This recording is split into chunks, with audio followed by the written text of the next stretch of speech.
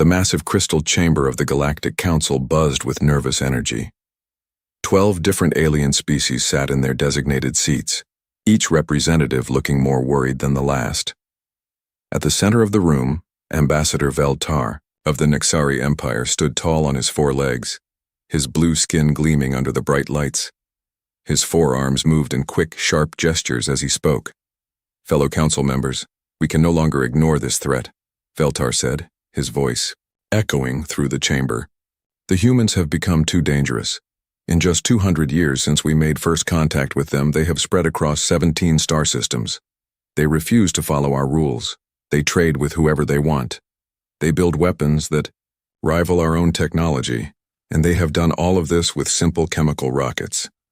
A low murmur ran through the chamber. In the back row, War Commander Thulgax of the Hegemony slammed his clawed fist on his desk. His gray stone-like face showed clear anger. "They mock our authority," he growled. "When we told them about the proper order of species in the galaxy, they laughed. They actually laughed at us." Ambassador Zixanel of the Crystalline Collective chimed in, her voice sounding like breaking glass. "My trade routes have lost 30% of their profits because of human competition. They offer better prices and faster delivery times. It makes no sense. They should not be able to do this with their primitive technology." The room fell silent as High Counselor Mordak of the Ancient Dominion slowly stood. His species had ruled parts of the galaxy for over 10,000 years. When he spoke, everyone listened. "The vote has been taken," Mordak said in his deep, rumbling voice. "All 12 major species agree. The humans must be stopped before they grow too powerful. We will give them one chance to surrender peacefully." 3 days later, Ambassador Crixtel arrived at Earth's orbital station. The insectoid diplomat was over 8 feet tall, with 6 legs and compound eyes that seemed to see everything. He had delivered ultimatums to dozens of species over his long career. None had ever refused to surrender when faced with the might of the Galactic Council. Captain Elena Rodriguez met him at the airlock. She was a small woman compared to the towering alien, but she stood straight and looked directly into his multifaceted eyes. Her dark hair was pulled back in a simple ponytail, and she wore the blue uniform of Earth's diplomatic corps. "Ambassador Crixtel," Rodriguez said with a polite nod, "welcome to Terra Station. I assume you have a message for us from the Council." Crixtel's mandibles clicked together in what his species considered a sign of importance. "Indeed, human. I bring the final decision of the Galactic Council. You will listen carefully." Rodriguez gestured toward a nearby conference room. "Of course, please, let's make this comfortable." The conference room was simple and clean, with a large window showing Earth below. The blue and green planet turned slowly in space, peaceful and beautiful. Crixtel looked at it for a moment before activating his translation device. "By order of the Galactic Council, representing the 12 dominant species of this galaxy, humanity is commanded to surrender immediately." Crixtel began reading from a crystal tablet. "You have 30 standard galactic days to comply with the following demands." He paused dramatically, as he had done many times before with other species. "First, all human military vessels must be surrendered to Council forces. Second, all human worlds must accept Council oversight and governance. Third, the human population must be relocated to a single world chosen by the Council for your safety and proper supervision. Fourth, all human technology and scientific discoveries must be turned over to the Council for safekeeping." Rodriguez listened quietly, her face showing no emotion. She had been trained for situations like this, though no one had expected the Council to make such extreme demands. Crixtel continued, "The Council recognizes that humans are a young species who may not understand the proper order of galactic civilization. This offer of protection is generous.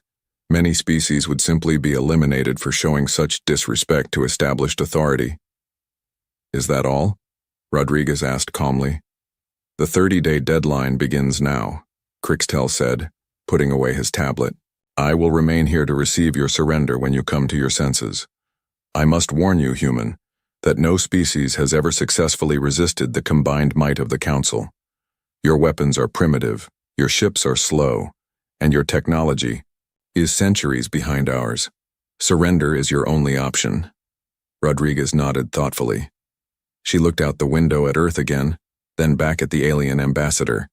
For a long moment, the room was completely silent. Then Rodriguez began to laugh.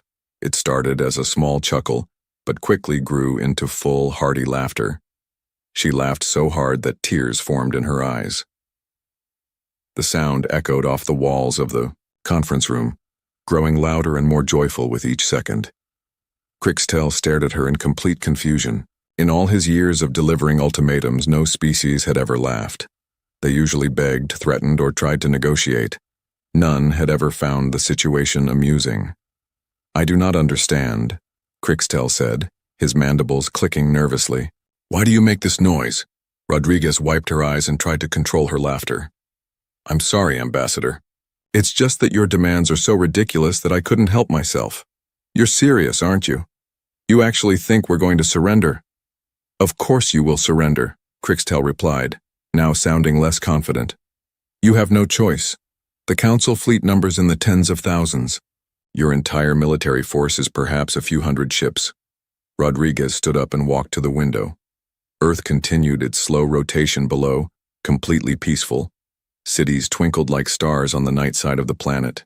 "Ambassador, let me tell you something about humans," Rodriguez said, still looking out at her homeworld. "We're the species that survived ice ages with nothing but animal skins and sharp sticks. We're the species that split the atom and walked on the moon before we even knew other life existed in the galaxy. We fought wars against our own kind for thousands of years and learned hard lessons about freedom and tyranny." She turned back to face Crixtel. "We've spent the last 200 years exploring the galaxy, trading with everyone we met, making friends where we could. But we've also been watching and learning. We know exactly how powerful the Council thinks it is." Rodriguez walked back to the conference table and placed both hands on its surface, leaning forward slightly. Her voice was calm, but firm.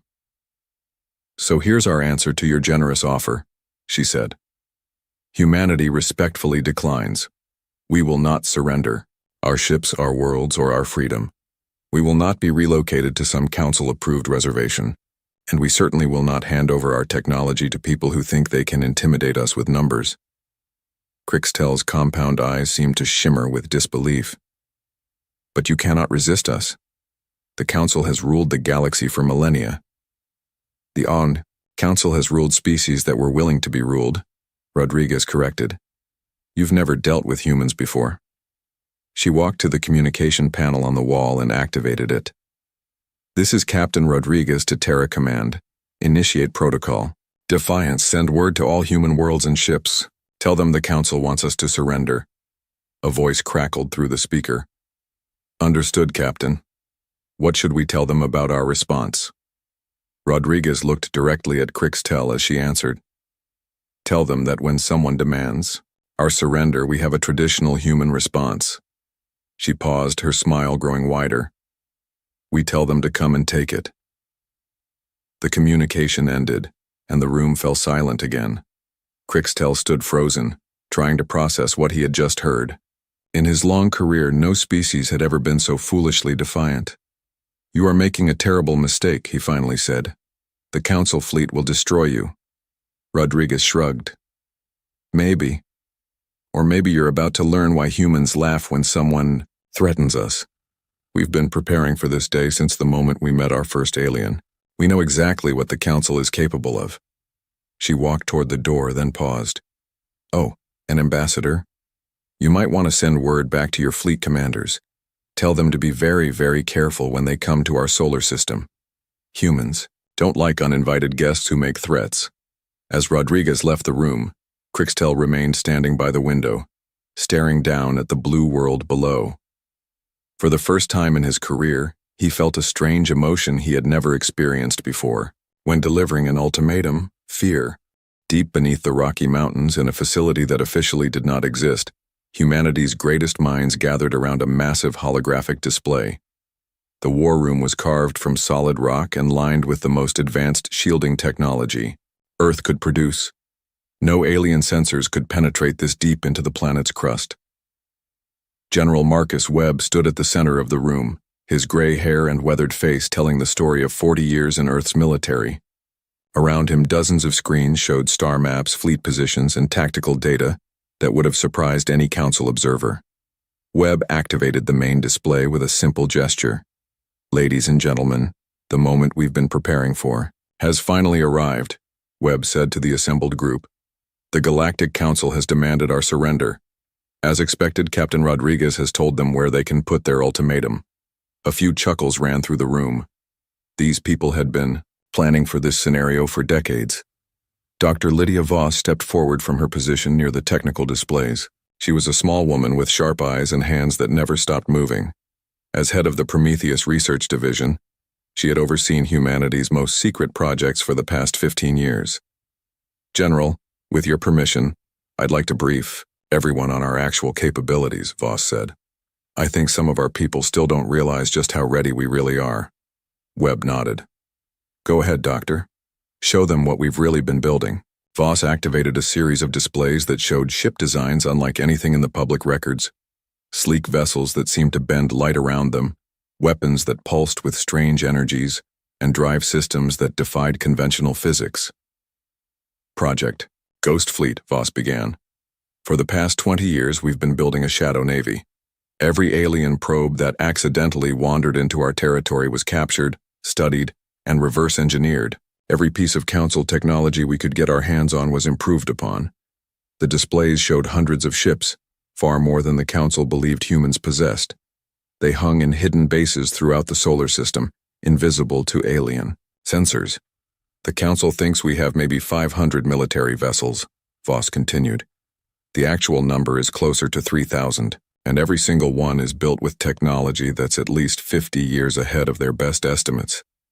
Admiral Patricia Kane, Earth's naval commander, stepped up to the display. Her blue uniform was decorated with medals from conflicts the public had never heard of.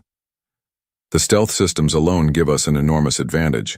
Their sensors can't see us unless we want them to. We've been watching their fleet movements for months." "What about communication?" asked Colonel Robert Mills, head of Earth's intelligence services. "They'll try to coordinate their fleets." Voss smiled and activated another display. "Project Hermes. We've developed instantaneous communication networks that bypass all known galactic monitoring systems. Our ships can coordinate in real time, across thousands of light years. The Council still uses quantum entanglement networks that we learned to intercept years ago." The room buzzed with quiet conversation as the gathered officers absorbed this information. Many had known pieces of the truth, but few had seen the complete picture. "There's more," Voss said, bringing up another set of classified files. "The Spartan program has produced over 10,000 enhanced soldiers. They can survive in any environment, resist most known alien weapons, and operate equipment that would kill normal humans. Every human world has a full regiment of Spartans, and the Council has no idea they exist." General Webb took control of Vano. The display again, showing a galaxy-wide map dotted with thousands of markers. "But our greatest advantage isn't our technology, it's our intelligence network." The map zoomed in on various Council worlds, showing detailed information about military installations, government facilities, and economic centers. The level of detail was stunning. "For the past 50 years, humans have been the best traders in the galaxy," Webb explained. "We go everywhere, we're friendly, we offer good deals, and we learn everything. There isn't a major Council world that doesn't have at least a dozen human merchants living there permanently." Meanwhile, on the Council homeworld of Zentara Prime, War Commander Thulgax presented his invasion plan to the assembled military leaders. The holographic display showed the human solar system surrounded by overwhelming Council forces. "The humans have perhaps 500 warships," Thulgax said, confidently. "Our combined fleet numbers 50,000 vessels. Even allowing for their stubborn nature, the battle will be over within hours of our arrival." The other Council military leaders nodded in agreement. They had fought dozens of species over the millennia. Young, aggressive races always thought they could resist, but they all surrendered once they saw the true might of the Council. Admiral Zephyron of the Nixari fleet studied the tactical display. What about their planetary defenses? Every species has some kind of orbital weapons. Primitive missile systems and energy cannons, Thulgax replied dismissively. Our shields can handle anything they might have built. The humans are clever, for such a young species, but they lack the industrial capacity to build truly dangerous weapons. Back on Earth, Agent Jackson Kane sat in a coffee shop on the industrial world of Corvin 7, 300 light-years from home. To any observer, he was just another human trader looking for deals on rare metals. His modest ship and worn clothes supported this cover perfectly. What the local aliens didn't know was that Kane had been mapping every military installation in this system for the past 2 years. His coffee shop meetings with local officials weren't just friendly conversation. They were intelligence-gathering operations that would have impressed the best spies in galactic history. Kane activated his hidden communicator, a device built into what looked like an ordinary data pad. The message he sent would take less than a second to reach Earth, thanks to the Hermes network. Control, this is Raven 7. Council 3rd Fleet is moving toward Rally Point Sigma. Estimated departure in 6 days. Recommend activating Sleeper. Protocols on Corvan 7 through Corvan 12. Package delivery confirmed for all targets. Similar messages were being sent from agents throughout Council space. Humans who had lived and worked on alien worlds for years were suddenly revealing their true purpose. The network that had been built over decades was finally activating. Dr. Voss addressed the war room again, bringing up a display that showed the true scope of human preparation. We've been at war for 50 years, she said quietly. The Council just didn't know it. Every failed negotiation, every trade dispute, every misunderstanding has been part of our preparation for this moment. The beauty of it, added General Webb, is that they still think we're the same species they first met 200 years ago. They have no idea how much we've learned, how much we've grown, or how much we've been planning. Captain Rodriguez's voice came through the communication system from Terra Station. Control, the Council Ambassador is demanding a meeting with Earth's government. He wants to discuss our inevitable surrender and seems confused by our response. Webb smiled grimly. Tell him he's welcome to stay and watch the show. He might learn something about human nature. As the 30-day deadline approached, the galaxy watched with interest. Most alien species expected humanity to surrender at the last moment, as so many others had done before. The idea that a species barely 2 centuries old could resist the combined might of the Council seemed absurd. But in hidden bases throughout human space, thousands of ships powered up their engines. Enhanced soldiers checked their equipment one final time. Intelligence agents activated sleeper protocols that had been years in the making, and in the depths of Earth's most secure facilities, weapons that could reshape the balance of galactic power hummed with contained energy. On the 29th day, Rodriguez sent humanity's final response to the Galactic Council.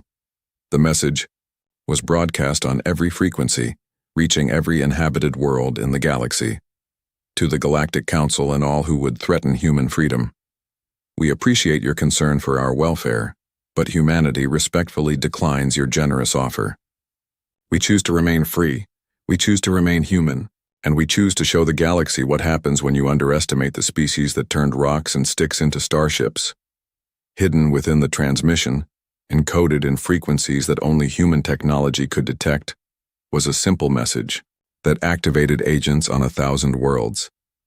Remember the Alamo, remember Pearl Harbor, remember that we are human. The Council fleet began moving toward Earth, confident of easy victory. They had no idea they were flying into the most carefully prepared trap in galactic history. War was coming to the solar system, but humanity was ready. The edge of the solar system erupted in brilliant flashes of light as Admiral Zephron's massive armada dropped out of hyperspace. 50,000 ships materialized in perfect formation, their hulls gleaming like deadly stars against the black of space. The largest vessels stretched for kilometers, bristling with weapons that could crack planets. The smallest fighters swarmed around them like angry insects, ready to devour anything that dared resist. Zephron stood on the bridge of his flagship, the mighty dreadnought, Council's Will. His blue-skinned face showed satisfaction as he surveyed the human solar system through his ship's sensors. Everything appeared exactly as their intelligence had predicted. "Admiral, we're detecting human ships forming defensive positions around their homeworld," reported Commander Velkos from the sensor station. "Numbers match our estimates. Approximately 500 vessels, mostly concentrated near Earth and Mars." Zephyron nodded with confidence. "Pathetic. They're trying to protect their breeding world with a force barely 1% the size of ours. Open communications to all Council fleets." The massive holographic display activated, showing the faces of fleet commanders from all 12 Council species. War Commander Thulgax appeared in the center, his stone-like features eager for battle. "Fellow commanders," Zephyron announced, "today we end the human threat to galactic order. Their fleet is small and primitive. We will crush them quickly, then accept their surrender. Remember, we want some of them alive for questioning about their technology." Across human space, emergency broadcasts flooded every communication channel. News reporters spoke in panicked voices as they showed the massive alien fleet approaching Earth. Cities around the globe activated emergency shelters. Families hugged each other goodbye as they prepared for the worst. On Terra Station, Captain Rodriguez watched the approaching armada through the observation deck windows. Ambassador Crixtel stood beside her, his compound eyes reflecting the distant lights of the Council ships. "Your fleet is impressive," Rodriguez said calmly. 50,000 ships. That must represent the combined military might of most of the galaxy. Crixtel clicked his mandibles together nervously. Despite his confidence in Council superiority, something about the humans' calm behavior worried him. "It is not too late to surrender, Captain. My people are not unreasonable.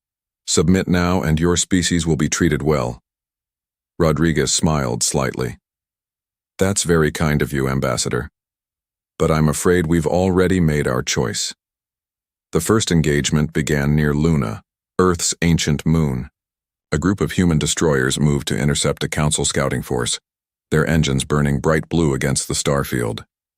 The human ships looked tiny compared to the massive alien vessels bearing down on them. Captain Torres commanded, the destroyer indomitable as it led the human formation into battle. Her ship was one of the older designs built with technology the Council would recognize and dismiss. The perfect bait. "All ships, maintain formation," Torres ordered over the comm system. "Remember, we need to make this look good. Fight hard, but let them push us back toward the inner system." The Council scouts opened fire with their plasma cannons, sending streams of superheated energy toward the human ships. The Indomitable shuddered as its shields absorbed the hits, sparks flying from damaged control panels on the bridge. Torres gripped her command chair as another blast rocked the ship. "Return fire. All weapons." The human destroyers fired back with their missile systems and energy weapons. Several Council ships took damage, but their superior numbers began to tell. One by one, the human vessels started to fall back, their defensive fire becoming more desperate. "Earth Command, this is Torres," the captain transmitted on an open frequency that she knew the Council was monitoring. "We can't hold them. There are too many. They're breaking through our lines." Her ship shook violently as multiple plasma bolts struck home. Fires erupted on the bridge and half the crew appeared to be injured. "We're losing power," Torres continued, her voice filled with artificial panic. "Hull breach on Deck 7. We can't. Tell my family I—" The transmission cut to static as the Indomitable exploded in a brilliant fireball. The other human ships scattered, fleeing toward Earth as the Council forces pursued them. War Commander Thulgax watched the battle from his command ship and felt deep satisfaction. "As expected," he growled to his staff officers. "Humans fight bravely for such a primitive species. But courage cannot overcome superior technology in numbers." The pattern repeated throughout the solar system over the next several hours. Human ships engaged Council forces in desperate battles, fighting hard before being overwhelmed by sheer numbers. The asteroid belt became a graveyard of twisted metal and debris as humanity's fleet was systematically destroyed. Admiral Zephyrin coordinated the advance from his flagship, watching with professional interest as his forces swept aside all human resistance. The humans were braver than most species, he had to admit, but the outcome was never in doubt. Status report, he commanded. 80% of human fleet destroyed or scattered, reported his tactical officer. Remaining ships are fleeing toward their inner planets. We should reach Earth within 6 hours. Excellent. Signal the troop transports to prepare for planetary assault. We'll secure their major cities and accept their surrender before nightfall. But as Council forces moved deeper into the human solar system, strange things began to happen. Ships on the outer edges of the formation started disappearing without explanation. Communication arrays suffered mysterious malfunctions. Most troubling of all, detailed scans of the destroyed human ships showed something impossible. Commander Velkos stared at his sensor readings in confusion. Admiral, I'm not detecting any life support signatures in these human ship remains. No crew quarters, no medical facilities, no food storage. It's as if they were never designed to carry living beings. Zephyron frowned at this news. What are you suggesting, Commander? Sir, I think those weren't real warships. They appear to have been elaborate decoys, drones designed to look and fight like crewed vessels. Before Zephyron could respond to this disturbing information, his communications officer called out urgently, Admiral, we're receiving a transmission on all frequencies. It's coming from the human homeworld. The main screen activated, showing Captain Rodriguez standing in what appeared to be a command center deep underground. She looked completely calm and unworried, despite the massive alien fleet approaching her world. Admiral Zephyron, Rodriguez said with a polite smile, I hope you've enjoyed our little performance so far. The human crews put a lot of effort into making those drone ships fight realistically. I think Captain Torres deserves special recognition. Her fake death scene was particularly dramatic. Zephyron stared at the screen in shock. What are you talking about, human? Oh, I'm sorry. Did I spoil the surprise? Rodriguez looked genuinely apologetic. Well, I suppose it doesn't matter now.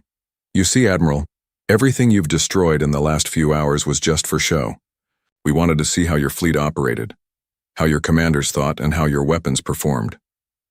The Council Admiral felt a cold chill run through his body. That's impossible. We detected your entire fleet. Rodriguez nodded approvingly. You detected exactly what we wanted you to detect.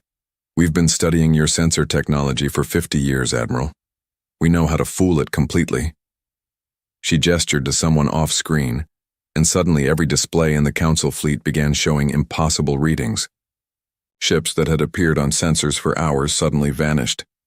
Energy signatures that had seemed like normal stellar radiation revealed themselves to be massive vessels hiding in plain sight. Ladies and gentlemen of the Council fleet, Rodriguez announced, her voice now carrying across every comm channel in the Armada. Allow me to introduce you to humanity's real fleet.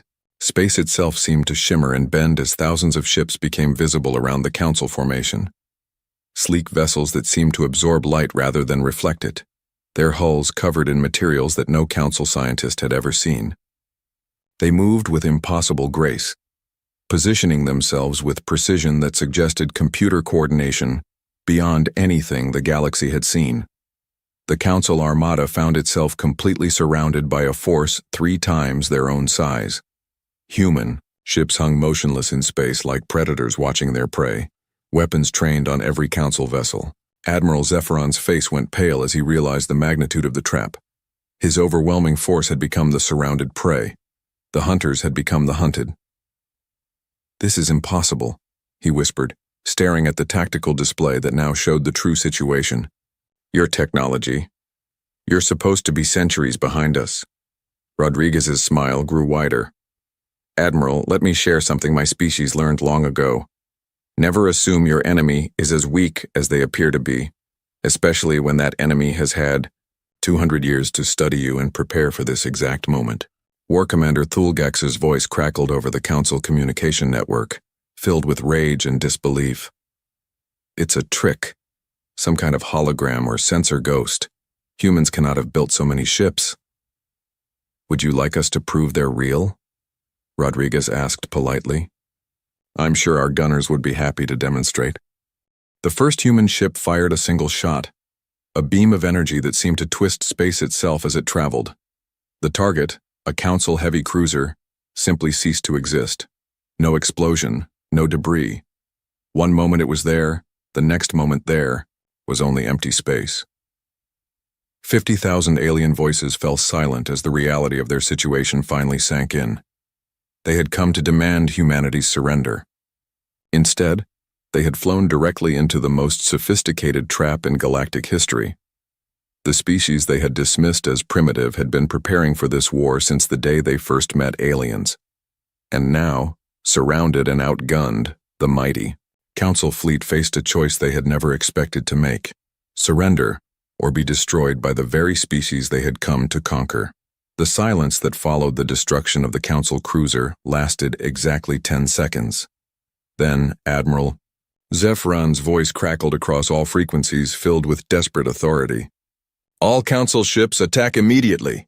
They may have superior numbers, but we have superior training and experience. Show these humans what real warriors can do." The massive Council fleet erupted into action, 50,000 ships moving in coordinated attack formations that had conquered dozens of star systems. Plasma cannons fired in brilliant streams. Missile launchers released clouds of guided death, and energy weapons lanced out toward the surrounding human forces. Captain Diana Foster stood on the bridge of the human battleship Retribution, watching the light show with professional interest. Her ship was one of the new Ghost-class vessels, built with technology that made Council weapons look like antiques. "All human ships, you are cleared to engage," Foster announced calmly over the fleet communications network.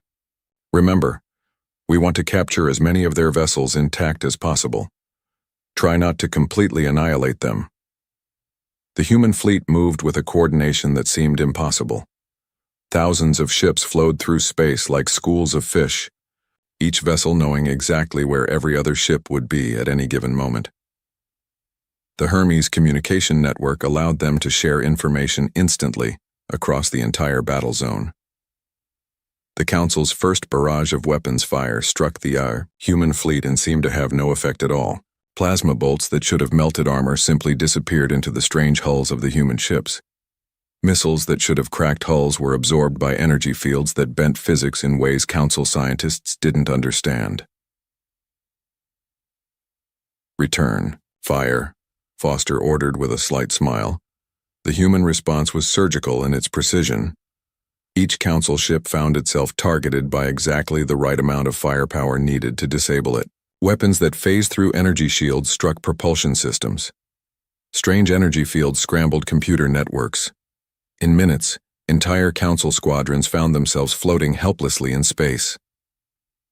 War Commander Thulgax watched in horror as his proud fleet was torn apart with terrifying efficiency. The humans weren't just defeating them, they were making it look easy. "How is this possible?" he demanded of his science officer. "Their weapons are passing through our shields as if they don't exist." "Sir, I believe they're using phase variance technology," the officer replied, his voice shaking. "They're shifting the quantum signature of their energy beams to match our shield frequency. It's theoretically possible, but it would require computing power beyond anything we've ever seen." Thulgax slammed his fist on his command console. "Then we'll use the forbidden weapons, authorize planet-cracking missiles. If we can't conquer them, we'll eliminate them completely." Deep in the Council fleet, massive dreadnoughts opened their special weapons bays. Planet-cracking missiles emerged. Weapons so powerful they were banned by galactic law. Each missile carried enough destructive force to shatter continents and boil oceans. 12 missiles launched simultaneously. Their targets the major population, centers of Earth. The missiles streaked toward the blue-green world, their warheads armed with the power to end human civilization. In the underground command center, Dr. Voss watched their approach on her tactical display with calm satisfaction. "Planetary. Shields at full power," she announced to General Webb. "Let's see how our defenses handle their best shot." As the planet-killer missiles approached Earth, they encountered something that should not have existed. A shield of pure energy surrounded the entire world, invisible until the weapons struck it. The massive warheads exploded against the barrier, with the force of multiple supernovae, releasing enough energy to destroy solar systems. The planetary shield absorbed every bit of that energy, and redirected it harmlessly into space. Earth continued its peaceful rotation, completely unharmed. Admiral Zephron stared at his tactical display in disbelief. Impossible. Those were planet-cracking weapons. Nothing can stop them. Rodriguez's voice came through the communication system again, still maddeningly calm. Admiral, did you really think we'd leave our homeworld undefended? We've been studying your weapons for decades. Every energy signature, every delivery system.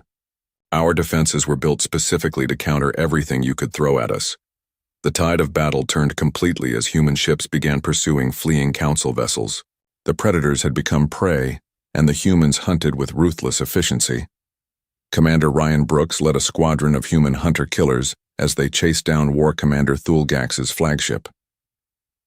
The alien dreadnought was fast and heavily armed, but it couldn't outrun ships that bent space around themselves to achieve faster-than-light speeds in normal space.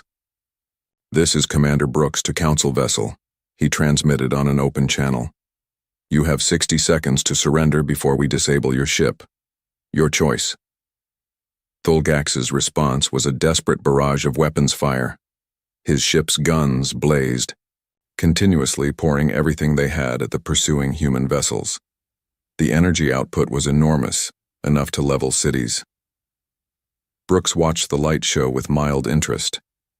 "Impressive fireworks, but they're shooting at ships that aren't entirely in the same dimension as they are. All units disable that vessel. Try to leave the crew quarters intact." The human ships fired a coordinated salvo of phase weapons. Thulgax's mighty dreadnought shuddered as its engines died. Its weapons went offline and its life support flickered. In seconds, the pride of the hegemony fleet became a drifting hulk. Throughout the solar system, the same scene played out hundreds of times. Council ships that had entered the system as conquerors found themselves disabled and helpless, their crews staring in shock at displays showing human vessels that seemed to appear and disappear at will. But the real shock was yet to come. News of the battle spread across the galaxy at light speed, carried by automated communication relays that the Council had built to coordinate their empire. On Zentara Prime, the Council homeworld, emergency sessions began as reports poured in of their invincible fleet being destroyed. High Counselor Mordak stood before the assembled representatives, his ancient face showing emotions he had not felt in millennia.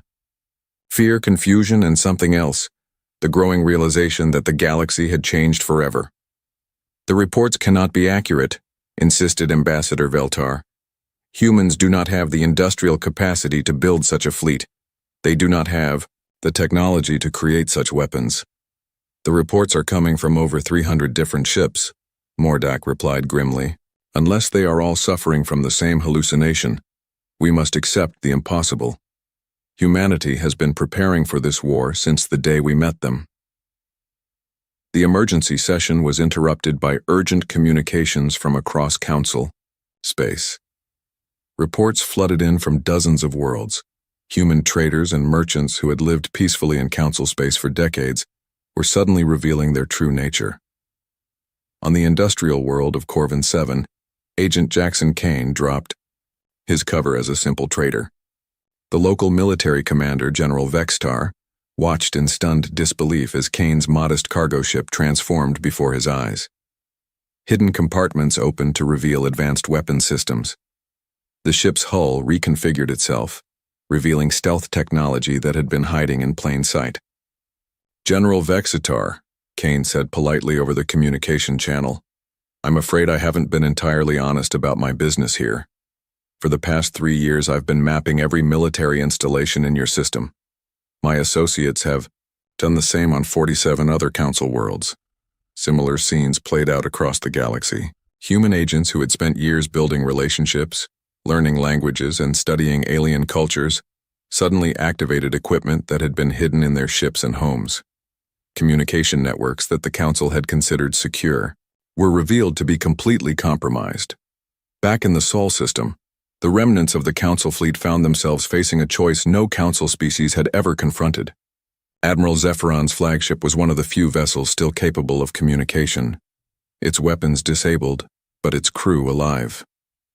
"Admiral," Rodriguez's voice came through the static-filled comm system. You have a decision to make. You can order your remaining ships to continue fighting, and we'll be forced to destroy them completely. Or you can accept that this war is over and work with us to find a better solution. Zephyrin looked around his damaged bridge. Half his crew was injured, most of his systems were offline, and his overwhelming fleet was scattered debris floating in space. But what really broke his spirit was the realization that humanity had been toying with them from the beginning. What do you want? He asked quietly. Right now? We want you to send a message to every council world, Rodriguez replied.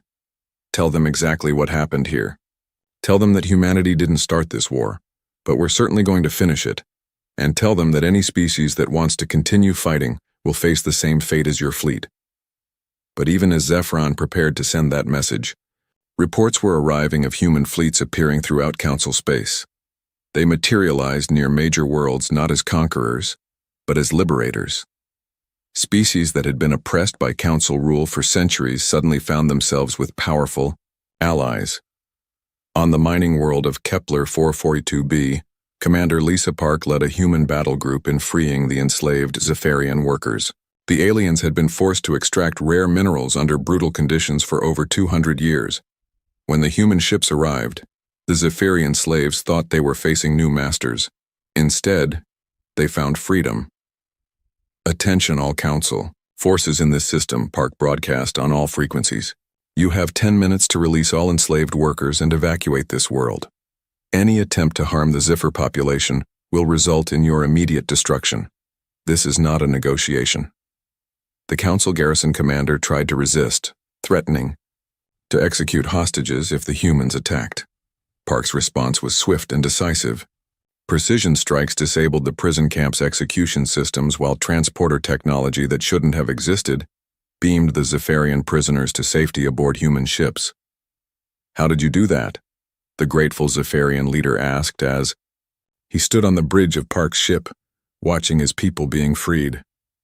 We've been developing this technology for decades, Park replied with a smile.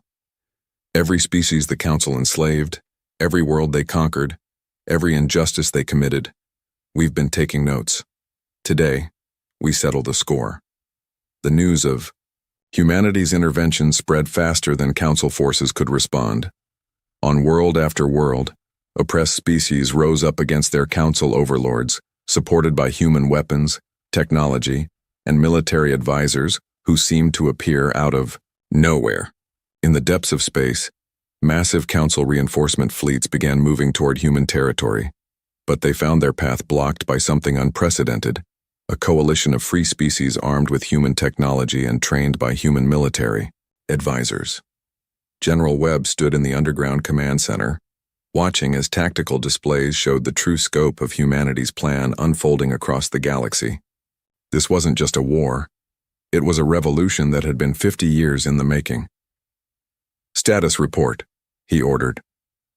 Council First Fleet destroyed or captured, reported his tactical officer. Council 3rd, 7th, and 12th Fleets are requesting terms of surrender. Council 5th Fleet is retreating toward their core worlds. And General, we're receiving requests for assistance from 37 oppressed species throughout council space. Webb nodded grimly. The easy part was over. Now came the real work, reshaping galactic civilization from the ground up. Send word to all human commanders, he ordered. Phase 3 is now active. Time to show the galaxy what freedom really looks like. As the last of the council fleet in Sol system powered down their weapons in surrender, Rodriguez made one final transmission that would be remembered throughout galactic history. To all species listening to this broadcast, she said, her voice carrying across 1,000 worlds. Today marks the end of the old galactic order. Today we begin building something better. Today we prove that no species, no matter how ancient, how powerful, or how arrogant, has the right to demand another's surrender. She paused, looking out at the blue world that had spawned the species now reshaping the galaxy. We are human. We do not kneel. We do not surrender. And we do not forget those who need our help. The war for the galaxy's future had begun, and humanity intended to win it. 6 months after the destruction of the Council fleet at Sol, the galaxy burned with revolution. On 1,000 worlds, species that had lived under Council rule for centuries rose up against their oppressors. The uprising spread like wildfire, fueled by human weapons, human technology, and the simple idea that no species should bow to another. High Counselor Mordak stood on the observation deck of his fortress on Zentara Prime, watching as human ships maintained their blockade of the Council homeworld. His ancient empire, built over 10 millennia, was crumbling around him. Reports from across the galaxy told the same story. Council fleets destroyed, Council worlds liberated, Council authority collapsing.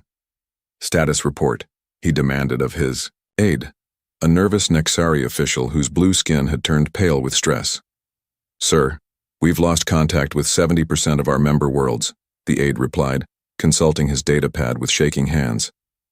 The remaining fleets are either destroyed, surrendered, or have joined the human coalition. Our last stronghold systems are under siege. Mordak closed his ancient eyes. His species had ruled parts of the galaxy for longer than most civilizations had existed. The idea that it could all end because of one stubborn young species seemed impossible. And our allies, he asked, though he already knew the answer. The Crystalline Collective has declared neutrality. The hegemony is negotiating surrender terms. Ambassador Veltar's fleet was captured last week when they tried to retake the Corvin system. On the bridge of the human battleship, Freedom's Dawn, Admiral Patricia Kane coordinated the liberation of yet another oppressed world. The planet Xerion 4 had been strip-mined by the Council for 3 centuries, its native population forced to work in conditions that killed millions. Admiral, the Council garrison is requesting terms, reported her communications officer. Kane looked at the tactical display showing the orbital stations where Xerion workers had been imprisoned. Tell them they have exactly 1 hour to evacuate all Council personnel from the planet. Any attempt to destroy facilities or harm the native population will result in their complete annihilation. The response came quickly. Admiral, they're asking about safe passage to Council territory. Safe passage granted, Kane replied. But they go with nothing except their personal belongings.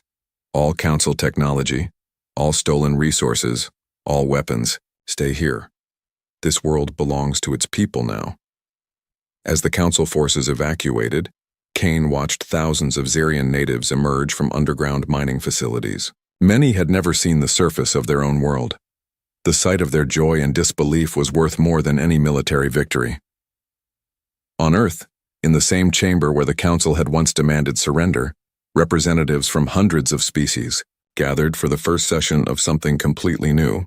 The Terran Galactic Republic was unlike anything the galaxy had ever seen, a coalition based on equality rather than domination. Captain Rodriguez, now serving as Earth's first galactic ambassador, stood before the assembled delegates. The chamber buzzed with dozens of different languages as species that had never been allowed to speak for themselves prepared to participate in galactic government. Fellow beings, Rodriguez began, her words translated instantly into every language present. We gather here not as conquerors and conquered, but as equals united in the belief that freedom is the birthright of every intelligent species. In the front row sat representatives of the Zephyrian people, recently freed from centuries of slavery. Behind them were delegates from the Keth Republic, whose world had been strip-mined until human intervention restored their ecosystem. Dozens of other species filled the chamber, each with their own story of Council oppression and human liberation. The old galactic order was built on the idea that older species had the right to rule younger ones, Rodriguez continued. That strength gave the right to oppress. That age granted wisdom and authority. We reject these ideas completely. A murmur of agreement ran through the chamber. These were species that had been told for centuries that they were inferior, that they needed Council guidance, that freedom was beyond their capabilities. General Webb appeared on the main screen, broadcasting from the command center deep beneath the Rocky Mountains. Military report, he announced to the assembly. The last major Council fleet has surrendered at Rigel 7. All Council stronghold worlds have agreed to peace negotiations. Effective immediately, There are no longer any Council military forces capable of threatening free worlds. The chamber erupted in celebration. Cheers, chittering, harmonic songs, and other expressions of joy from dozens of different species. For the first time in millennia, the galaxy was free. But even as they celebrated, Rodriguez knew the real work was just beginning. Building a free galaxy would be much harder than conquering an oppressed one. Dr. Voss addressed the assembly next, explaining humanity's offer of technological assistance. We're prepared to share our advances in medicine, agriculture, manufacturing, and defense with any species that chooses to join the Republic. But understand, this is not charity and it doesn't make us your rulers. We're offering partnership, not protection. The Zephyrian delegate, a tall insectoid being named Clixera, stood to speak. Her species had developed remarkable artistic abilities during their centuries of oppression, creating beauty even in the darkest conditions. Humans of Earth, she said, her voice carrying the musical quality of her people. You could have conquered us as easily as you conquered the Council. Instead, you offer us equality. Why? Rodriguez smiled at the question she had been asked by dozens of species over the past months. Because conquest creates enemies, partnership creates friends, and because a galaxy where every species can reach its full potential is better for everyone. On Zentara Prime, the last stronghold of Council power, a very different conversation was taking place. Ambassador Veltar sat in chains in a detention facility, awaiting trial for crimes against sentient beings. His forearms, once used to gesture dramatically in the Council chamber, were now bound with energy restraints. Commander Brooks, the human officer who had captured his fleet, sat across from him in the interrogation room. You keep asking why. We don't just execute you, Brooks said calmly. The answer is simple. We're not the Council. We believe in justice, not revenge. Justice, Veltar spat, his blue skin flushing darker with anger. You've destroyed an order that brought stability to the galaxy for 10,000 years. Brooks pulled up a holographic display showing images from liberated worlds. Zephyr children seeing sunlight for the first time, Keth farmers planting crops in soil restored by human terraforming technology, dozens of species working together on projects that would benefit everyone. This is your stability?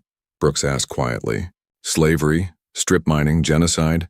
If that's order, then chaos is better. Back on Earth, the work of building a new galactic government continued. The challenges were enormous. Thousands of species with different cultures, biologies, and needs, all trying to work together as equals. Ambassador Rodriguez found herself mediating disputes between species that had been enemies for centuries, negotiating trade agreements that didn't exploit anyone, and establishing laws that protected everyone's rights while respecting everyone's differences. The hardest part, she confided to General Webb during one of their regular strategy meetings, isn't the former Council species who want their power back. It's convincing the liberated species that they really are free. Some of them keep asking us what we want them to do, as if freedom is just another form of slavery with different masters. Webb nodded thoughtfully. It'll take time. Most of these species have never known anything but Council rule. Learning to think and act as free beings won't happen overnight. But it will happen, Rodriguez said with conviction. We've shown them it's possible. Now we help them make it real. The transformation wasn't without setbacks. Some former Council species refused to accept the new order and retreated to isolated systems where they maintained their old ways. A few liberated species struggled with the responsibilities that came with freedom, leading to conflicts that required human mediation. But for every problem, there were dozens of success stories. The Xerion mining world became a center of learning, its people channeling their incredible work ethic into research and education. The artistic Zephyrian culture flourished, creating works of beauty that inspired species across the galaxy. Former enemies worked together on projects that would have been impossible under the old system. 1 year after the Council's defeat, Rodriguez stood once again in the chamber where it all began, but now it served as the meeting hall of the Terran Galactic Republic, filled with representatives from over 300 free worlds. We have come far in this first year, she told the assembly. We have proven that species can work together as equals. We have shown that diversity makes us stronger, not weaker. We have demonstrated that the galaxy belongs to all of us, not just the oldest or the strongest. The chamber fell quiet as she continued. But let us never forget how we got here. We are free because one young species refused to surrender when an ancient empire demanded it. We are equal because humans chose partnership over domination. We are here because someone finally said no to tyranny. She paused, looking out at the faces of beings from across the galaxy. Some humanoid, some utterly alien, all of them free. The council called us primitive. They said we were too young to understand galactic civilization. They ordered us to surrender, and we simply laughed. Today, that laughter echoes across 1,000 worlds, as free beings everywhere remember that no one, no matter how powerful, has the right to demand another's surrender. The chamber erupted in the sounds of celebration from hundreds of species. In the months and years that followed, children across the galaxy would learn the story in their schools. They would learn about the day the galaxy learned to laugh at tyranny, the day freedom was born among the stars. And they would remember that it all began with a simple human word. No. The age of the council was over. The age of freedom had begun, and humanity, the species that had refused to kneel, stood, ready to defend that freedom against anyone who would threaten it. The cold metal walls of the abandoned research station hummed with power as Commander Thane stepped through the airlock. His reptilian features reflected the dim emergency lighting as he surveyed the human facility floating in the darkness of space. The Kepler 442 system had many secrets, but finding this intact human outpost was an unexpected prize. Sir, the station appears to have been empty for over 2 years, reported Technical Officer Crix, his scaled hands dancing across a portable scanner. But all systems are still functional. The humans built this place to last. Thane nodded slowly, his yellow eyes taking in every detail. The Vashek Empire had been expanding through this sector for months, establishing mining operations on the resource-rich moons. But Earth's military presence had always made them cautious. The humans had a reputation across the galaxy. They protected their own with frightening determination.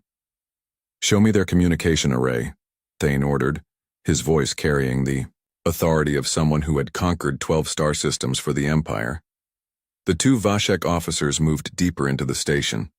The corridors were designed for human proportions, making the 7-foot-tall reptilians crouch slightly as they walked.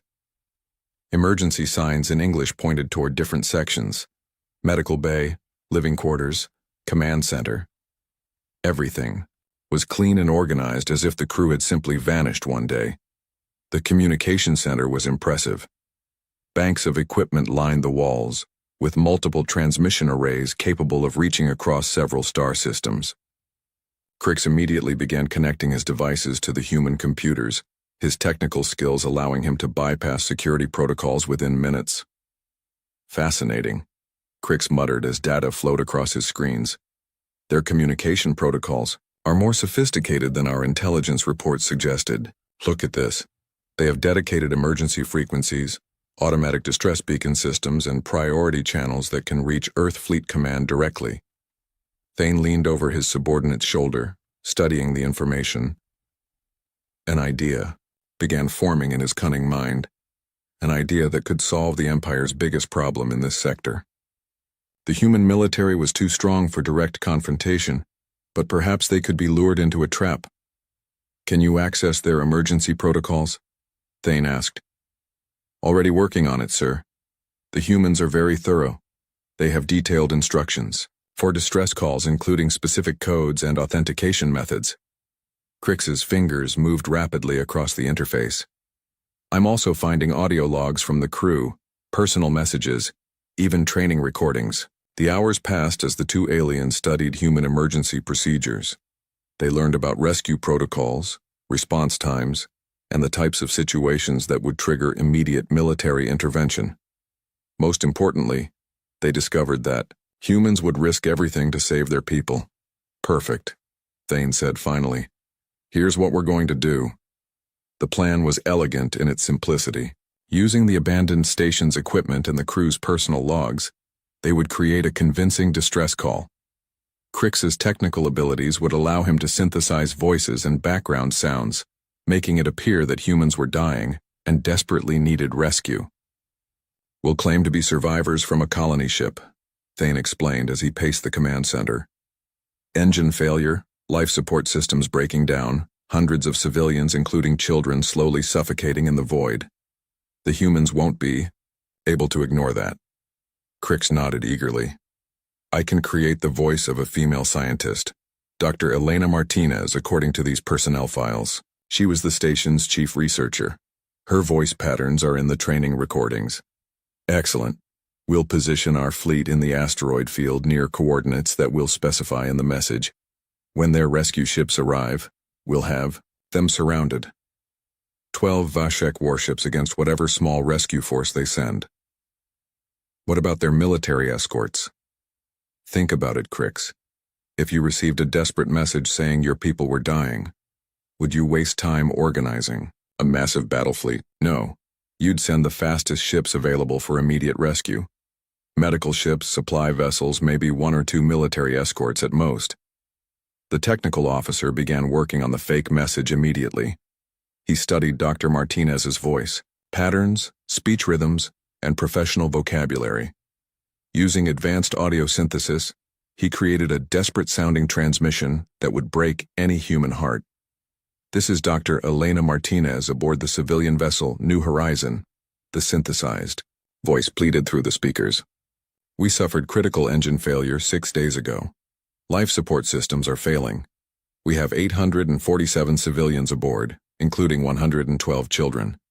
Oxygen recyclers are at 12% efficiency and dropping.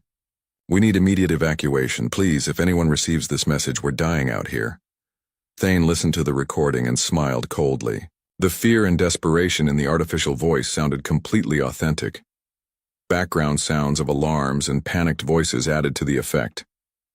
"Add more technical details," he instructed. "Humans love their technical specifications. Make it sound like she's a real scientist reporting a real crisis." Crix enhanced the message with authentic-sounding engineering problems: fusion reactor coolant leaks, atmospheric processor failures, navigation computer malfunctions. He even included coordinates for their supposed location in the asteroid field where the Vashek fleet was already positioning itself. "The beauty of this plan," Thane explained to his officer, "is that we're using humanity's greatest strength against them. Their compassion for their own people makes them predictable. They'll come rushing to help and we'll be waiting." The Empire had been studying human military tactics for years. While their technology was advanced and their individual ships were formidable, humans typically fought in predictable patterns. They favored direct confrontation over stealth, overwhelming firepower over subtle strategy. Most importantly, they always prioritized saving lives over tactical advantages.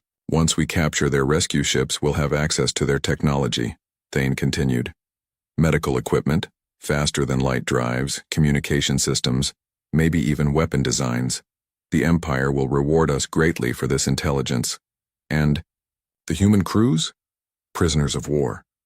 The Empire can always use them for information about Earth's military capabilities and defensive strategies." As the hours passed, the fake distress call was refined and perfected. Crix added timestamps showing that the supposed disaster had happened recently, creating urgency that would prevent the humans from organizing a massive response. The message was programmed to repeat every 20 minutes on multiple frequencies. "Sir, there's one thing that concerns me," Crix said as he made final adjustments to the transmission. "Our intelligence reports suggest that humans become extremely aggressive when their people are threatened. What if they respond with more force than we expect?" Thane waved dismissively. "Crix, we'll have 12 warships against whatever small rescue force they send. Our plasma cannons can disable their ships without destroying them, and our cloaking technology will give us complete surprise. Besides, humans are emotional creatures. When they see their people in danger, they don't think strategically." The commander moved to the station's main viewport, looking out at the stars. Somewhere in that vast darkness, human colonies thrived under Earth's protection. Soon, that protection would be tested by the most elaborate deception the Vashek Empire had ever attempted. "Initiate transmission," Thane ordered. The fake distress call began broadcasting across human emergency frequencies, carrying its desperate plea through space at the speed of light. The message would reach the nearest human outpost in 3 days, and from there it would be relayed to Earth Fleet Command within hours. Thane allowed himself a moment of satisfaction. The humans thought they were the galaxy's protectors, always ready to rescue anyone in distress. Today, that nobility would become their weakness. The trap was set. Now they just had to wait for the humans to walk into it. The emergency alert reached Terra Base Command at 0347 hours, piercing through the usual nighttime routine with urgent priority codes. Admiral Rebecca Stone was pulled from her sleep by the insistent chiming of her personal communicator, the device that only activated for the most serious emergencies. "Admiral, you need to see this immediately," came the voice of her aide, Lieutenant Torres. "We've received a distress call from the Kepler 442 system. Multiple casualties, civilian vessel in critical condition." Stone was already pulling on her uniform as she spoke. "How long ago?" "The transmission reached our outer listening post 12 minutes ago. Signal degradation suggests it originated approximately 72 hours ago. Ma'am, there are children involved." Those last words hit Stone like a physical blow. In her 23 years of military service, she had responded to countless emergencies, but situations involving children always received absolute priority. She was running toward the command center before Torres finished speaking. The main operations room buzzed with activity despite the early hour. Officers who should have been sleeping were already at their stations, pulling up star charts and calculating jump coordinates. The massive display screen showed the Kepler 442 system, with a pulsing red indicator marking the source of the distress signal. "Play the message," Stone ordered as she took her position at the central command station. Dr. Elena Martinez's desperate voice filled the room. Every word carried the weight of impending death, the technical details painting a clear picture of a colony ship slowly dying in the void. 847 people, including 112 children, with life support systems failing and no hope of survival without immediate rescue. "Analysis?" Stone asked her senior staff. Commander Phillips, her intelligence officer, spoke first. "The New Horizon is listed in our registry as a deep space colony vessel, departed from Earth 18 months ago bound for the Centauri expansion zone. Dr. Martinez is confirmed as their chief science officer. Voice patterns match our records. Distance and travel time?" 67 light years, replied Captain Webb, her most experienced field commander. "With our fastest ships using maximum jump drive efficiency, we can reach them in 36 hours. Stone studied the timeline. If the distress call was already 3 days old, and life support was failing when it was sent, they had very little time. Every minute of delay could mean the difference between rescue and recovery of bodies. "Captain Webb, I want you to lead this mission," she decided. "Take everything we can spare. Medical ships, supply vessels, engineering support. Those people have been dying for 3 days already." "Understood, Admiral. I recommend the Thunderbolt as flagship, with the Valiant and Stormrider as escorts. The hospital ship Mercy Dawn can provide emergency medical support for 800+ casualties." "Approved. How quickly can you depart?" Webb was already calculating. "The Thunderbolt can be ready in 2 hours. The escort ships will need 3 hours for full preparation. But we can't wait that long if people are dying. I suggest we leave as soon as possible with whatever ships are ready." Stone nodded grimly. This was exactly the kind of decision that kept her awake at night, balancing speed against preparation, rescue against risk. But with children involved, there was really no choice at all. "Do it. Operation Guardian Angel is approved with full priority authorization. Take whatever you need: medical supplies, life support equipment, emergency shelters. If there are survivors, I want them brought home." Within minutes, Terra Base transformed into organized chaos. Supply crews loaded emergency equipment onto transport ships while medical teams prepared for mass casualties. The Thunderbolt's crew reported to their stations ahead of schedule, understanding that every minute could save lives. Captain Webb reviewed the mission parameters as his ship prepared for departure. The Thunderbolt was one of Earth's most advanced heavy cruisers. equipped with powerful engines and state-of-the-art medical facilities. Her escort ships, the destroyers Valiant and Storm Rider, were fast and maneuverable, perfect for a rapid response mission. "Sir," called Lieutenant Commander Hayes from the tactical station. "Long-range sensors show no other vessels in the target area. If there are hostile forces, we'll be going in alone until the support fleet arrives." "Noted. But we're not expecting hostiles on a rescue mission. Our priority is getting those people to safety." The ship's medical officer, Dr. Amanda Cross, approached the command area with her preliminary casualty projections. "Captain, based on the distress call details, we're looking at severe oxygen deprivation, possible radiation exposure from their failing reactor, and 3 days of inadequate life support. The children will be in the worst condition." Webb's jaw tightened. He had 2 children of his own back on Earth, safe in their beds, while these kids slowly suffocated in the darkness of space. "Doctor, prepare for the worst.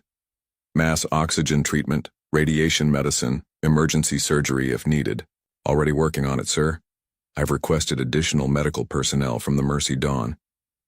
As the final preparations completed, Admiral Stone arrived in the Thunderbolt's docking bay to see them off. This wasn't standard procedure, but rescue missions involving children weren't standard situations. "Captain," she said, gripping Webb's hand firmly, "bring them home." "Yes, ma'am. All of them." The Thunderbolt departed Terra Base exactly 2 hours and 15 minutes after the distress call arrived. Her powerful engines pushed the ship beyond normal safety limits as Webb ordered maximum speed toward the Kepler 442 system. Behind them, the escort ships and support vessels followed as quickly as their own preparations allowed. In the depths of space, the rescue fleet carved through the darkness at speeds that pushed the boundaries of physics.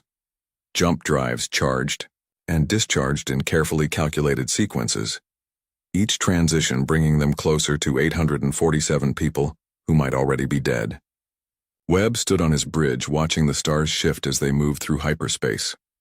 Around him, his crew worked with quiet efficiency, each person understanding that they were racing against time itself. The ship's computers continuously updated. Their arrival time: 34 hours, 33 hours, 32 hours. "Sir," Hayes called from his station, "I'm detecting some unusual energy signatures from our destination. Could be interference from the asteroid field mentioned in the distress call. Keep monitoring. If their ship is breaking apart, there might be debris clouds or radiation leaks affecting our sensors." Meanwhile, aboard the hospital ship Mercy Dawn, medical teams prepared for every possible emergency. Oxygen therapy equipment, radiation detectors, pediatric life support systems, everything needed to save lives that had been hanging by a thread for days. The rescue fleet pushed deeper into space, driven by humanity's most fundamental instinct: the absolute refusal to abandon their own people. Behind them, Admiral Stone coordinated with Earth Fleet Command to prepare additional support vessels, just in case the situation was worse than the distress call indicated. None of them suspected they were racing toward an ambush. None of them imagined that Dr. Elena Martinez's desperate voice was a carefully crafted lie designed to exploit their compassion. They simply knew that their people were dying, and they would move heaven and earth to save them. The trap was working perfectly. As the hours passed and the fleet drew closer to Kepler 442, Captain Webb reviewed the rescue procedures one final time. His ships would drop out of hyperspace at the coordinates specified in the distress call, immediately begin scanning for survivors, and start evacuation procedures within minutes of arrival. It never occurred to him that someone might fake a human distress call. In his experience, the galaxy's various species might fight over territory or resources, but they didn't typically impersonate each other's emergency communications. Such deception was beyond his understanding of alien psychology. The countdown continued. 24 hours to destination, 23 hours, 22 hours. Every minute brought them closer to what they believed would be humanity's largest rescue operation in recent history. Instead, they were approaching humanity's first encounter with an enemy cruel enough to weaponize their compassion. The Thunderbolt dropped out of hyperspace at the coordinates specified in the distress call, followed moments later by the destroyers Valiant and Storm Rider. Captain Webb immediately ordered all sensors to maximum range, scanning desperately for the dying colony ship New Horizon. "Report," Webb called to his bridge crew as the tactical displays flickered to life. "No sign of the civilian vessel, sir," replied Lieutenant Commander Hayes, his fingers dancing across the sensor controls. "I'm not detecting any human ship signatures in the immediate area. Expand the search pattern. They might have drifted from their original position." Dr. Cross joined Webb at the command station, her medical equipment ready for immediate deployment. "Captain, if they've been without proper life support for 6 days now, we have minutes at most. Where are they?" Webb felt the first cold touch of unease. The distress call had been very specific about their location, and Dr. Martinez had seemed too precise about technical details to be wrong about basic navigation. His years of military experience began sending warning signals through his mind. "Hayes, what are those energy readings from the asteroid field?" The tactical officer's face went pale as he studied his displays. "Sir, I'm detecting multiple large objects concealed within the asteroid field. The energy signatures are consistent with weapon systems and engine cores." "How many?" "At least 12 distinct signatures, sir. Each one appears to be approximately the size of a heavy cruiser." The pieces clicked together in Webb's mind with horrifying clarity. No distressed civilian ship, weapons signatures hidden in asteroids, a distress call that had lured them to these exact coordinates. They hadn't come to rescue anyone. They had walked straight into an ambush. All ships, immediate defensive. "Formation!" Webb barked into his communicator. "We have multiple hostile contacts concealed in the asteroid field. This is not a rescue mission. Repeat, this is not a rescue mission." Even as he spoke, space around them erupted with enemy vessels. 12 Vashek warships decloaked simultaneously, their reptilian designs emerging from the asteroids like prehistoric predators. The human rescue fleet was completely surrounded. Commander Thane's voice crackled through the communication channels, speaking in accented but clear English. "Human vessels, you are surrounded and outnumbered. Surrender immediately and you will not be harmed. We require only your ships and technology." Webb's response was immediate and furious. The realization that someone had faked a human distress call, had used the voices of dying children to lure them into a trap, filled him with a rage he had never experienced in his military career. "All ships, battle stations, load all weapons, systems. These enemies have dishonored themselves beyond measure." The bridge crew looked shocked. They had come expecting to save lives, and instead found themselves facing an enemy that would exploit the most basic human decency for tactical advantage. "Sir," Hayes called out, his voice tight with controlled anger. "Tactical analysis shows we're outnumbered 4-1. Should we attempt to withdraw?" "Negative." Webb's voice carried a cold fury that his crew had never heard before. "No one fakes a distress call involving human children and walks away. No one." The Thunderbolt opened, fire first, her magnetic acceleration cannons sending tungsten projectiles through space at tremendous velocity. The nearest Vashek ship had its shields overloaded within seconds, armor plating peeling away under the devastating impact. What Commander Thane had expected to be a quick surrender turned into something entirely different. The human ships didn't flee or negotiate. They attacked with a ferocity that caught the Vashek forces completely off guard. "Hayes, target their command ship," Webb ordered as plasma fire began filling the space around them. "I want to have a personal conversation with whoever thought this was a good idea." The destroyers Valiant and Storm Rider flanked the Thunderbolt, their smaller but faster weapon systems picking apart Vashek formations with surgical precision. The hospital ship Mercy Dawn, built for saving lives rather than taking them, nonetheless, carried defensive systems that began returning fire. Thane's confident ambush rapidly became a nightmare. His intelligence reports had described humans as emotional and predictable, but this was unlike anything in the Imperial database. The human ships moved with coordinated precision while unleashing firepower that exceeded all projections. "Crix!" Thane shouted over the sound of his flagship being hit. "Why didn't our intelligence reports mention their weapons were this powerful?" "Sir, they're not using standard tactical protocols. They're fighting like we threatened their families." That was exactly what the humans were fighting like, because in their minds that was exactly what had happened. Someone had used the voices of dying human children to set a trap. For a species that would travel thousands of light years to rescue strangers, such deception was unforgivable. The Thunderbolt's main guns found their mark on Thane's flagship, sending massive explosions rippling across the alien vessel's hull. But Webb wasn't satisfied with simply damaging enemy ships. He wanted them to understand the full consequence of their actions. "Open a channel to the alien commander," Webb ordered. "Channel open, sir.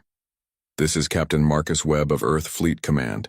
You made a serious mistake when you decided to fake a distress call claiming human children were dying. We don't negotiate with anyone who would use such tactics." Thane tried to respond, but his words were cut short as another volley from the human ships crippled 2 more Vashek vessels.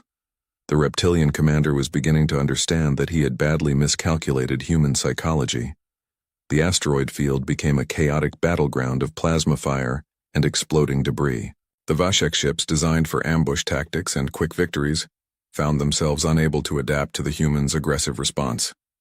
Every time they tried to establish formation, the faster human destroyers would break their lines. "Sir," Hayes reported, his voice now carrying grim satisfaction. 3 enemy vessels destroyed, 2 more critically damaged and drifting. Our shields are holding at 70%. Maintain attack pattern. I want every single one of these ships disabled or destroyed." Dr. Cross watched the battle from the medical station, her rescue equipment unused but her expression hard as steel. "Captain, they used our voices. They made us think our people were dying just to get us here." "I know, Doctor, and they're going to regret it." The Valiant scored a direct hit on a Vashek cruiser's engine section, sending the alien ship spinning helplessly into an asteroid. The Storm Rider's torpedo spread caught another enemy vessel amidships, breaking it apart in a series of secondary explosions. Commander Thane's tactical display showed the true scope of his disaster. What should have been a simple capture operation had become a rout. Half of his fleet was already destroyed or disabled, and the humans showed no signs of slowing their attack. "Sir," Crix reported, his voice shaking with fear. "Long-range sensors are detecting additional human ships approaching.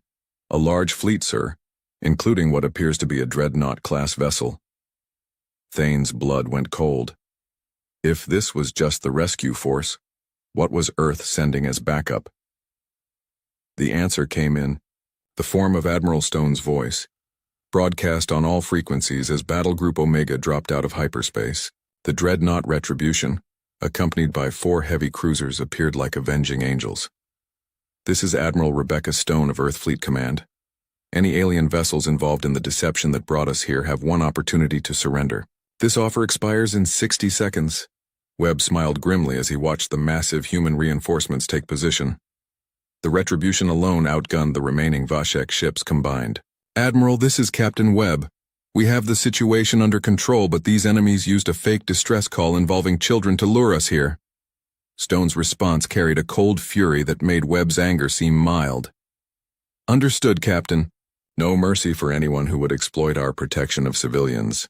The remaining Vashek ships tried to flee, but human vessels were faster and more maneuverable.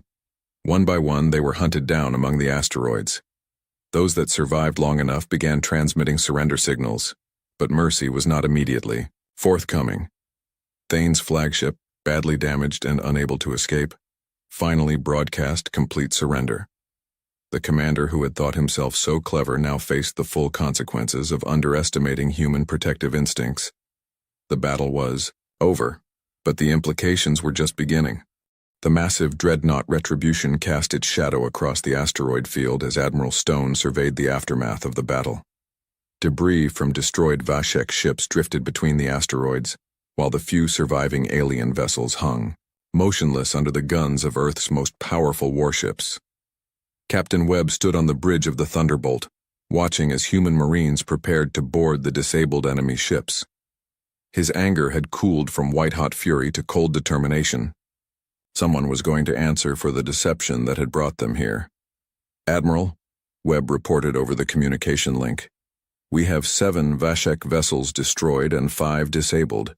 The enemy flagship appears to be Commander Thane's vessel, based on the signals intelligence we've gathered. Good work, Captain. I want prisoners for interrogation. We need to understand the full scope of this operation and determine if other human colonies are at risk." The boarding operation began with military precision. Human Marines, trained for hostile ship operations, cut through alien airlocks and secured prisoner after prisoner. The Vashek crews, demoralized by their crushing defeat, offered little resistance. Technical Officer Crix was among the first aliens brought aboard the Retribution. The reptilian creature trembled as he was escorted to the interrogation chamber, his confidence completely shattered by the humans' devastating response. Admiral Stone entered the chamber personally, her expression carrying the controlled fury of someone who had dedicated her life to protecting human civilians. She sat across from the alien prisoner, her voice deadly calm.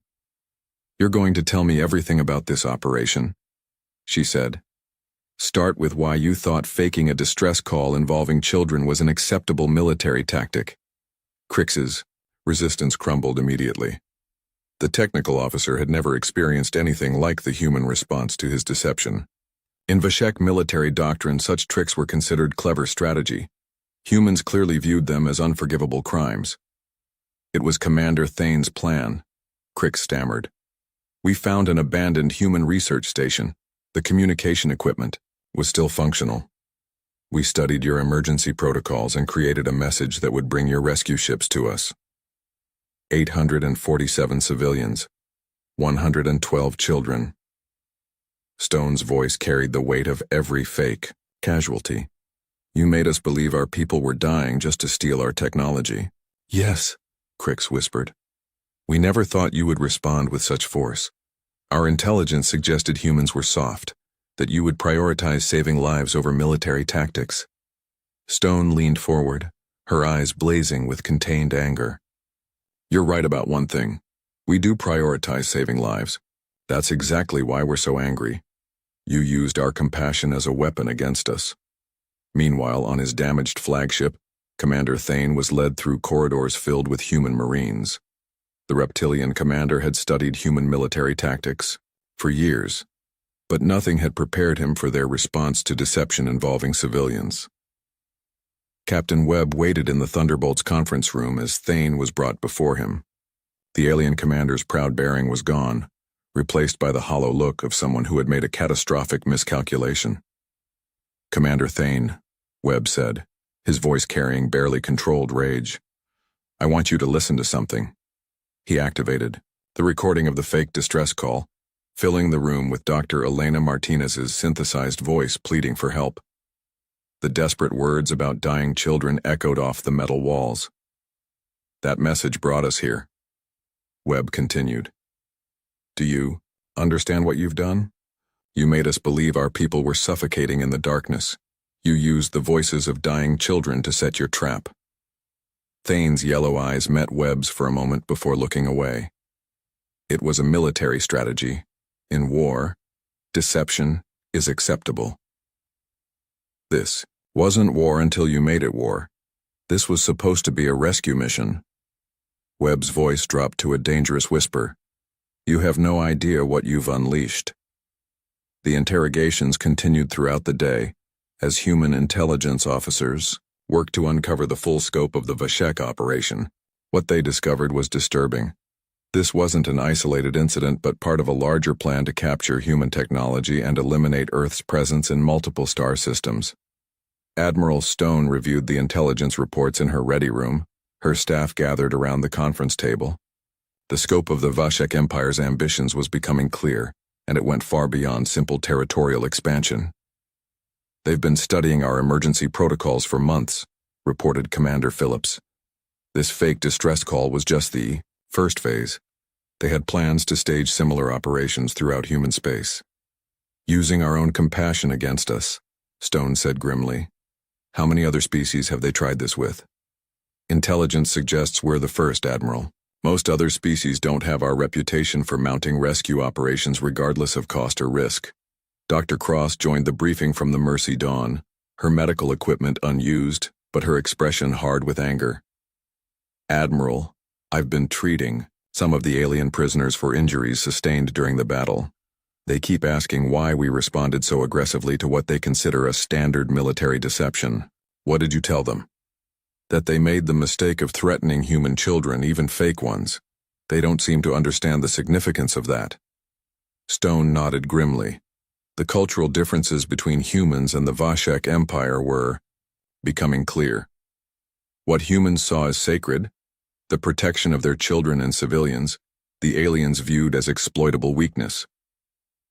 Back on the damaged Vashek flagship, Technical Officer Crix was providing detailed information about the abandoned research station where the deception had been planned. Human intelligence officers cross-referenced his testimony with their own records, identifying the facility as Deep Space Research Post 7. The station had been missing for 2 years, Crix explained to his interrogators. We found it intact, with all systems functional. The crew was gone. We don't know what happened to them. And you decided to use their equipment to impersonate them, said the intelligence officer coldly. It was perfect for our needs. All the communication protocols, voice recordings, even personal logs that helped us understand human emergency procedures. You studied our rescue protocol specifically to use them against us. Yes, Crix admitted. Commander Thane believed that human emotional responses would make you predictable.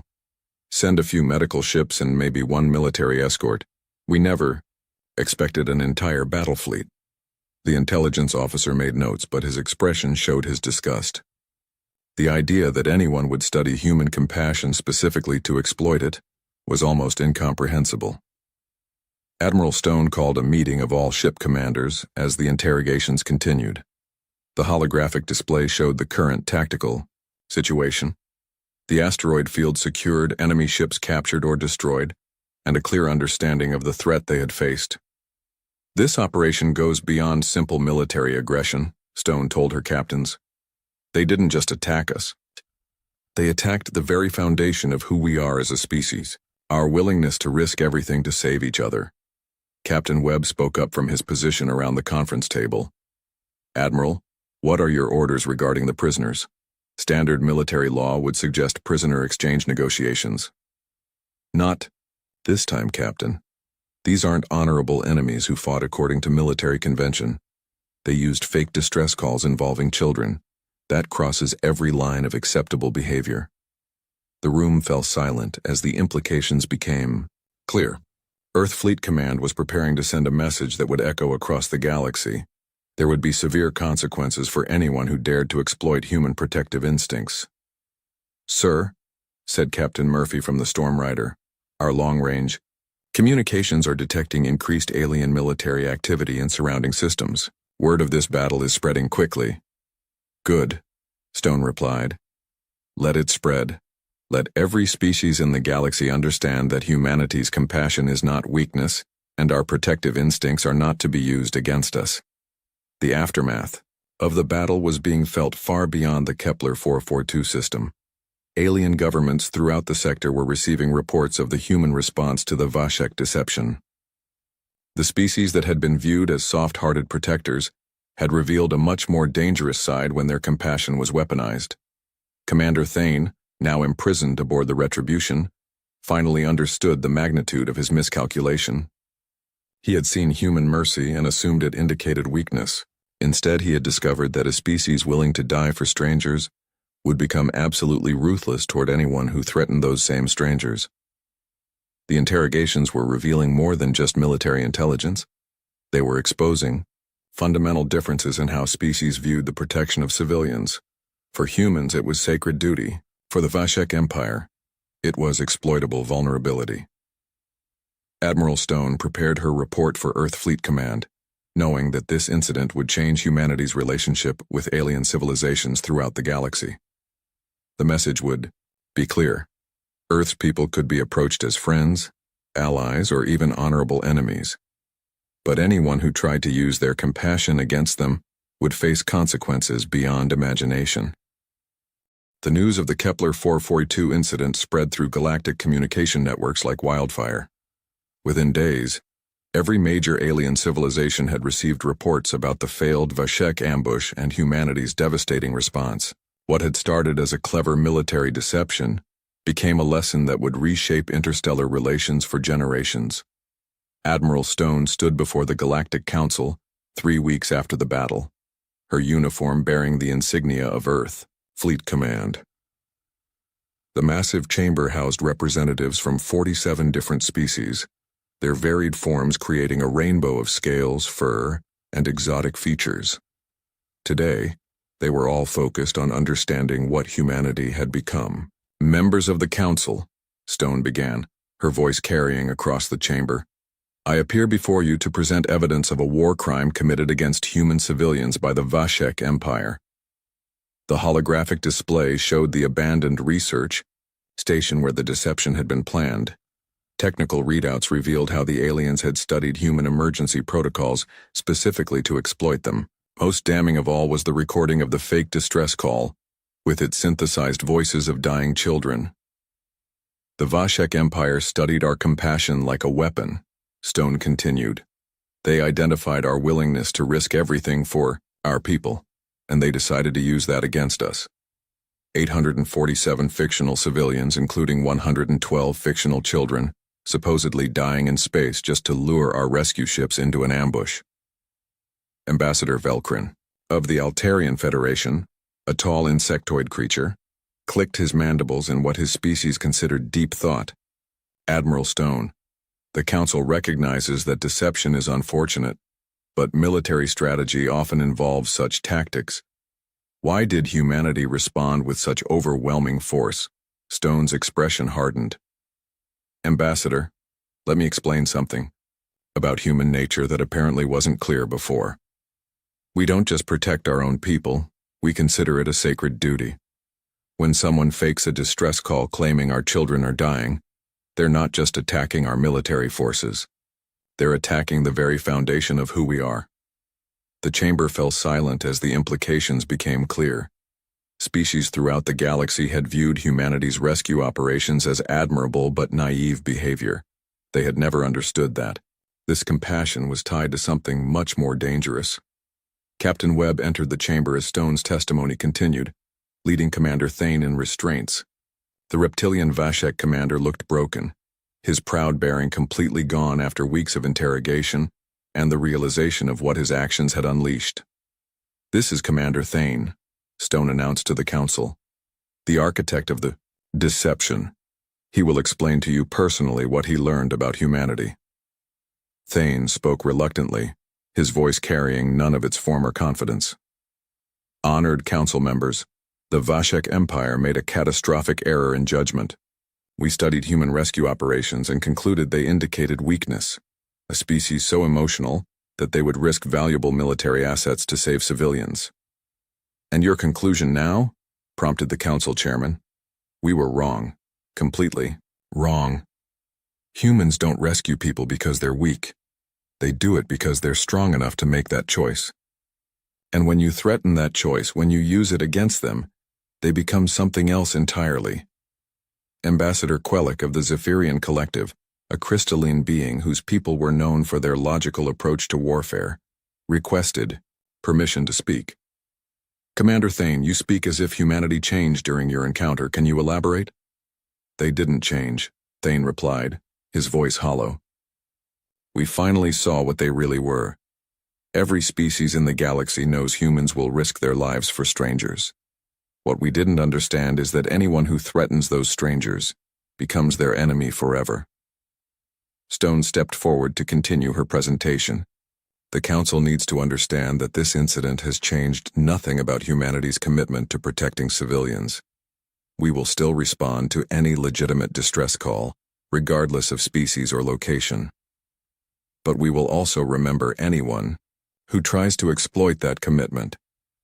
The holographic display shifted to show the current situation in the Kepler 442 system. Earth fleet had established a permanent base there, with regular patrols throughout the surrounding sectors.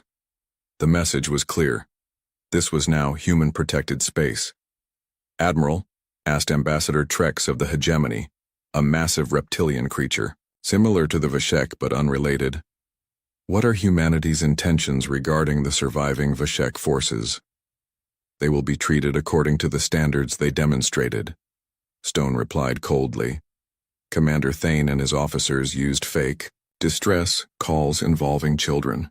They will remain in human custody indefinitely, serving as a reminder of the consequences of such actions."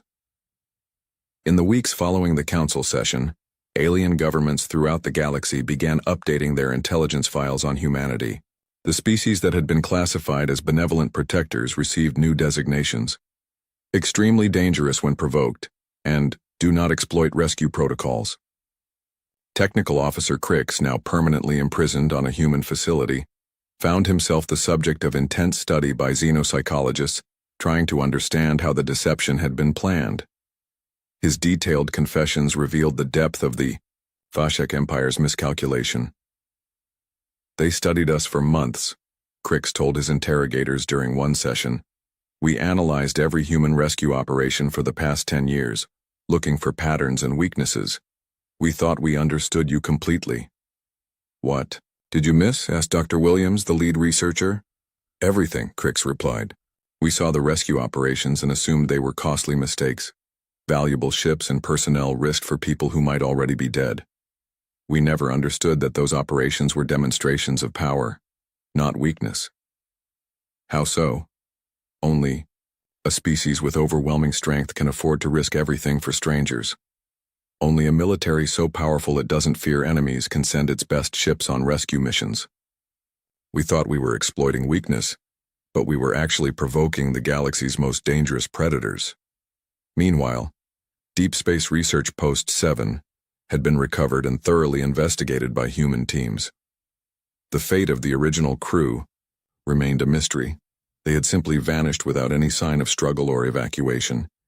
Their abandoned equipment had become the tool of their species' enemies, but their sacrifice had revealed something important about humanity's place in the galaxy. The research station was converted into a memorial and warning beacon, broadcasting on all frequencies the story of what happened when someone faked a human distress call. The message was simple but clear: Earth protects its own, always. Captain Webb returned to active duty with a new understanding of his species' role among the stars.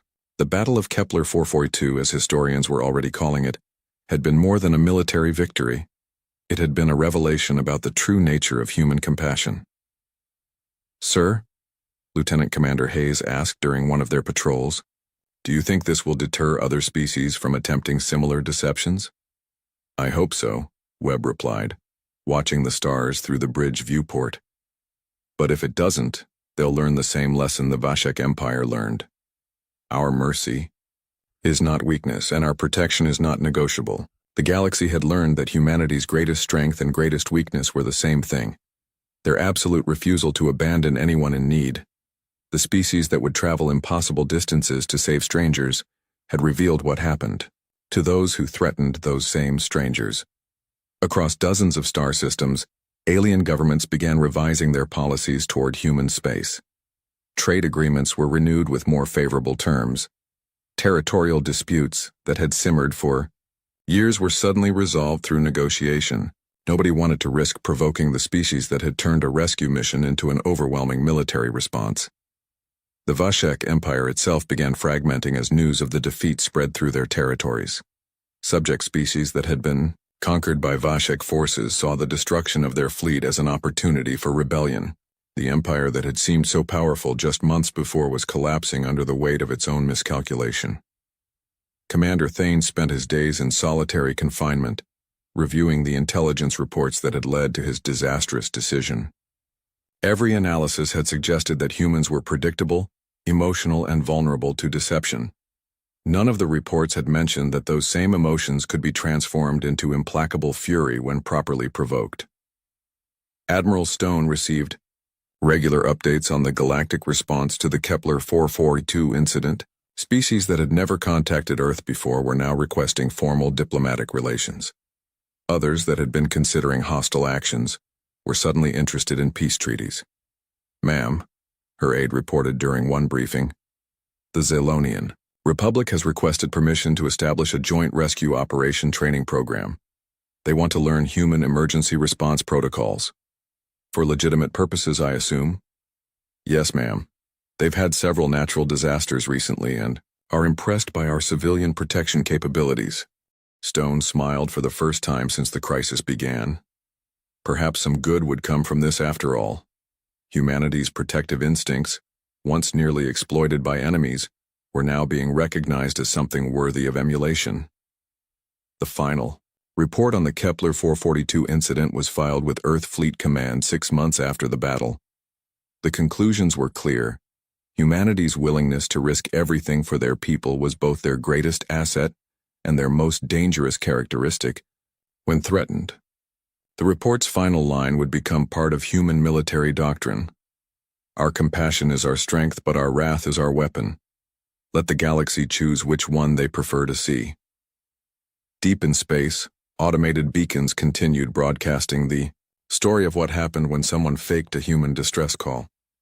The message traveled to the farthest reaches of explored space, carried by traders and diplomats to species that had never heard of Earth. The galaxy had learned a new truth.